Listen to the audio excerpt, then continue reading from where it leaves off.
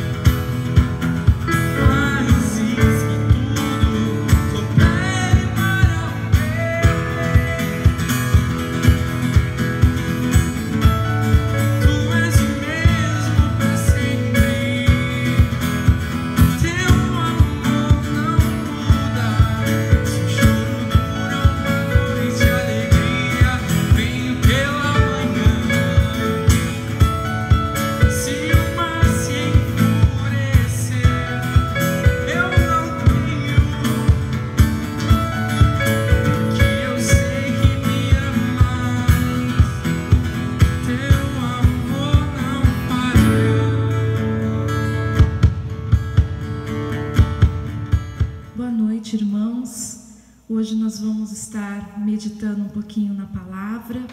Quero agradecer a Deus pela presença dos irmãos. Quero agradecer a Deus por esse momento que nós estamos aqui mais uma vez, mesmo que separados, mas juntos no mesmo Espírito, numa mesma só fé e um mesmo Senhor. E hoje nós vamos meditar um pouco na palavra, no livro de Efésios. Na carta de Efésios, é um texto um pouquinho longo, mas é um texto muito bonito de Paulo, no momento que Paulo estava ali na prisão, nas cadeias em Roma. Ele escreve essa carta aos Efésios e eu quero então compartilhar com você nessa noite. Nós vamos ler então do capítulo 3, do versículo 14 até o versículo 21, e depois o capítulo 4, do versículo 1 até o versículo 16. É uma leitura um pouco extensa, mas a própria palavra ela já fala e já ministra aos nossos corações. Então, Efésios capítulo 3, a partir do versículo 14, é uma oração de Paulo. Ele diz: por causa disto me ponho de joelhos perante o Pai do nosso Senhor Jesus Cristo, do qual toda a família no céu e na terra toma o nome, para que segundo as riquezas da sua glória vos conceda que sejais corroborados com poder pelo Espírito no homem interior, para que Cristo habite pela fé nos vossos corações,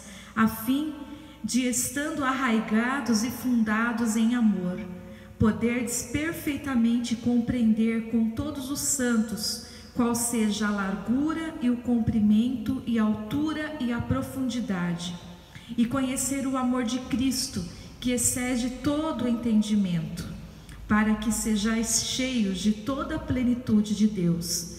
Ora, aquele que é poderoso para fazer tudo muito mais abundantemente, além daquilo que pedimos ou pensamos, segundo o poder que em nós opera.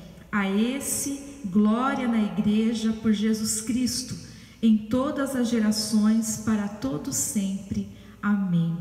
E eu quero ler também o capítulo 4, do versículo 1 até o versículo 16, que é a unidade da fé. Rogo-vos, pois eu, preso do Senhor, que andeis como é digno da vocação com que fostes chamados, com toda a humildade e mansidão, com longanimidade, suportando-vos uns aos outros em amor, procurando guardar a unidade do Espírito pelo vínculo da paz. Há um só corpo e um só Espírito, como também fostes chamados em uma só esperança da vossa vocação. Um só Senhor, uma só fé e um só batismo.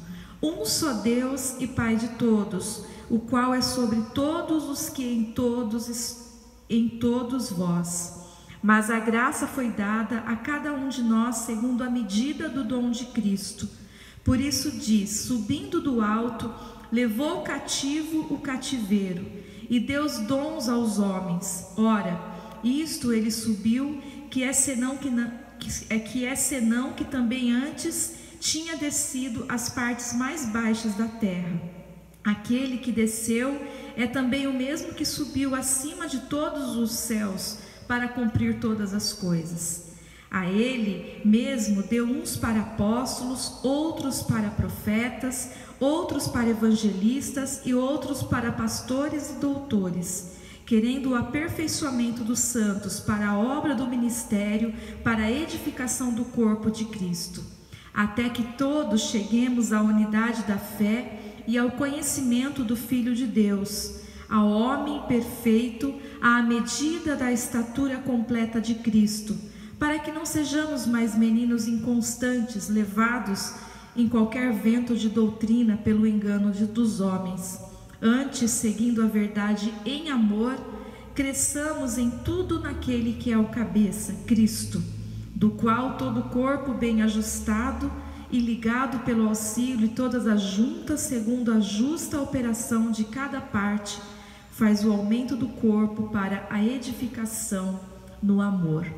O texto é um texto longo, mas eu quero fazer uma prévia meditação em alguns momentos aqui que Paulo ele fala. Na verdade, Paulo ali, ele estava preso, como eu já disse para os irmãos no início, preso em Roma, em cadeias. Então Paulo, ele sabia exatamente do que ele falava quando ele escrevia, porque ele vivenciou esse momento. E na verdade nós temos vivido dias em que parece que nós estamos numa espécie de prisão. Vivemos dias de angústias, dias de sofrimentos, dias de enfermidades e tantos males que assolam a nossa humanidade. Na época de Paulo também não era diferente, mas existe algo que pode nos ajudar a vencer esses dias maus. E Paulo sabia exatamente do que ele falava enquanto ele escrevia, pois quando ele escreveu essa carta, ele estava preso, acorrentado ali em Roma e ainda sob a vigilância dos guardas romanos. Mas uma coisa que eu admiro na vida de Paulo é que ele se mantinha ocupado escrevendo. Então Paulo, enquanto ele estava ali, ele poderia se lamentar, ele poderia chorar, ele poderia fazer muitas coisas, questionar Deus por que ele estava ali, mas Paulo escrevia cartas. Paulo escrevia cartas e ele escreveu para os Filipos, ele escreveu aos Efésios, e ao mesmo tempo que ele escrevia, ele também orava e orava de joelhos diante da presença de Deus. Ele se colocava diante de joelho e ele diz que ele orava em favor dos santos, em favor de toda a família do céu e da terra. Paulo então, ele conhecia o amor de Deus, ele conhecia o amor de Deus que excedia todo entendimento. E ele sabia que o nosso Deus era aquele que era poderoso para fazer infinitamente mais, além daquilo que nós pedimos ou pensamos. Paulo sabia disso. O fato de nós estarmos presos não significa que não podemos produzir. Então nós podemos produzir sim no momento da angústia. Eu lembro de um momento que eu compartilhei com as irmãs da MCM, a mensagem da pérola. Lembra disso, irmãs? É interessante pensar que a pérola, para ela produzir, aquela linda pérola, ela precisa passar por aquele processo que nós chamamos de processo de madrepérola, que é através de uma areinha que cai dentro ali da ostra. Aquela ostra então ela é ferida, ela é machucada, ela sente muita dor, mas ela produz pérolas. Então, no momento do sofrimento, eu sei que às vezes nós sentimos vontade de chorar e devemos chorar sim. Eu sei que às vezes nós queremos reclamar, às vezes nós queremos questionar, mas vamos produzir pérolas. E quando eu digo de produzir pérolas, eu digo: escreva, ore, arrume as gavetas, tire os entulhos, conte histórias, reúna a família. Esse é o momento de nós não ficarmos presos no sentido da palavra, não ficarmos presos lamentando o porquê estamos presos, mas se estamos presos, entre aspas, é porque existe um motivo, é porque existe um significado. Então que nesse momento nós possamos produzir. Aproveite o momento, conte as suas histórias, escreva, pegue um caderno, escreva dos seus medos, escreva das suas angústias, fale das suas expectativas, dos seus sonhos, daquilo que você conseguiu realizar, daquilo que você ainda espera realizar. Conte histórias. Quem sabe você poderá escrever até um livro nesse momento todo que nós estamos vivendo. Paulo ora então para que os cristãos sejam fortalecidos. Ele não pede para que Deus mude as circunstâncias, mas ele pede simplesmente porque ele confia, ele conhece o amor de Cristo, ele sabe que Deus pode exceder todo o entendimento para que nós possamos ser cheios da plenitude de Deus. Nós devemos nesse momento nos ajoelhar diante da presença de Deus, pedir para Jesus que habite ricamente em nossos corações, para que nós possamos nos manter firmes, para que nós possamos buscar em Deus a sabedoria, e aí nos colocarmos de joelho e buscarmos a Deus e vivermos esse momento, e que nós possamos de fato estarmos unidos na fé. A oração de Paulo então nos ensina que nós devemos ter uma intimidade com Deus. E a oração é um desejo sincero da alma. Por meio da oração, quando nós oramos, é como se um céu estivesse aberto diante de nós. A oração de Paulo nos ensina que nós devemos, por meio, ter uma intimidade com Deus, mas também pelo amor, nos livrar do ego que muitas vezes nos impede de pensarmos só em nós mesmos e buscar em Deus o amor. O amor tem um antídoto que cura. O amor tem um antídoto que cura as nossas almas, cura as nossas feridas. E a partir do momento em que nós somos curados pelo amor, nós podemos também curar outras pessoas. E um terceiro ponto que eu aprendo com a oração de Paulo é a união. Que nós possamos viver unidos, ter uma intimidade com Deus juntos, fortalecidos no Senhor. Aí você pode perguntar aí, irmã Nilva, mas como que a gente vai estar unido se a gente está separado? Irônico isso, né? É estranho falar de unidade num tempo em que nós estamos separados. Mas é exatamente nesse momento em que nós estamos separados que a gente tem que estar muito mais unidos, né? Vamos voltar na época das cartas. Por que não começar a escrever cartas uns para os outros? Por que não, ao invés de ficarmos digitando mensagens pelo WhatsApp, né, nós podermos fazer coisas que possam surpreender o nosso irmão? Nós estamos separados, sim, não podendo nos abraçar, não podendo dar as nossas mãos, mas nós podemos fazer tantas coisas para que nós possamos estar juntos, como por exemplo, orar. A oração, ela tem um poder infinito. Então que nós possamos nesses dias, irmãos, nesses dias em que estamos vivendo, dias ruins, dias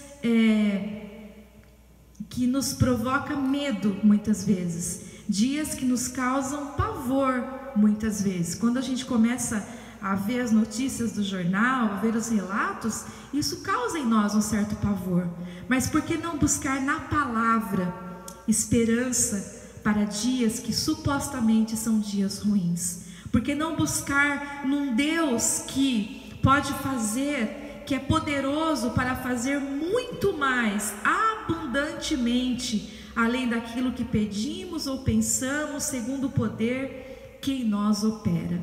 Esse é o Deus que eu creio, esse é o Deus que eu tenho procurado anunciar, esse é o Deus que me fortalece a viver esses dias. Rogo, pois eu, preso no Senhor, que andeis como é digno da vocação em que fostes chamados, com toda a humildade e mansidão, com longanimidade.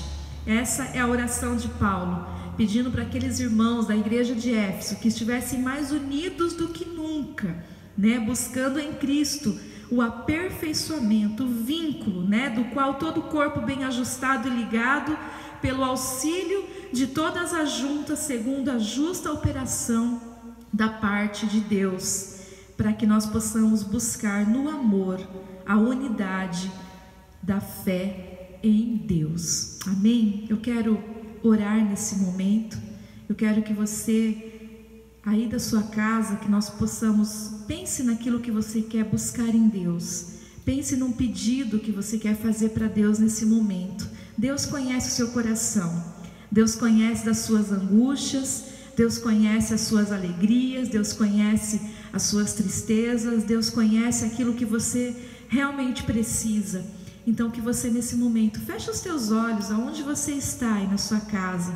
Se você quiser se ajoelhar, assim como Paulo fez, ele colocou-se de joelho perante o Pai. Se você quiser se ajoelhar com a sua família também, né, você pode fazer isso também. Se você não quiser, não precisa, mas que a nossa fé nesse momento possa estar ligada, que os nossos pensamentos possam estar em um só pensamento, que é Cristo Jesus. Vamos orar? Querido Deus, maravilhoso Pai, na Tua presença, ó Deus, nós nos colocamos, ó Deus, de joelhos, ó Deus, perante o Senhor, ó Pai. O nosso coração, ó Pai, está rendido a Ti, Senhor. Temos sim, ó Pai, vivido dias supostamente de angústias, dias, ó Deus, que nós não sabemos o certo, o que vai acontecer, Mas não cabe a nós, ó Deus, questionar isso, ó Pai. Não cabe a nós, ó Deus, nos preocupar com o amanhã, porque o amanhã pertence ao Senhor. Mas o que nós queremos neste momento, ó Pai, é colocar os nossos corações diante do Senhor, ó Pai. Colocar as nossas angústias diante do Senhor.